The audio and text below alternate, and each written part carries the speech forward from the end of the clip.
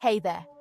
If you or a loved one is facing heart valve replacement surgery, I know you might have a lot of questions. So let's break it down and make it simple. First off, what's a heart valve anyway? Think of it as a one-way door in your heart that keeps blood flowing in the right direction. When these valves don't work properly, it can cause some serious issues like shortness of breath, fatigue, and even heart failure. Heart valve replacement is a procedure where a damaged valve is replaced with a new one. There are two main types of replacement valves, mechanical and biological. Mechanical valves are made from durable materials and can last a lifetime.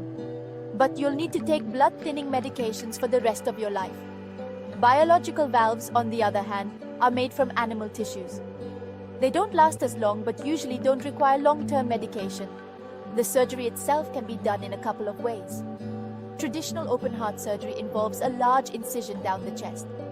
But there's also a less invasive option called transcatheter aortic valve replacement, or TAVR. TAVR involves a smaller incision, which means a shorter recovery time. Speaking of recovery, it's normal to feel a bit anxious about it. After surgery, most patients spend a few days in the hospital. You'll be monitored closely and start with light activities. Full recovery can take several weeks to a few months, depending on your overall health and the type of surgery you had. Now let's talk about what you can do to prepare. Make sure to have a support system in place. Whether it's family or friends, having someone to help with daily tasks can make a big difference. Follow your doctor's instructions carefully, especially when it comes to medications and lifestyle changes.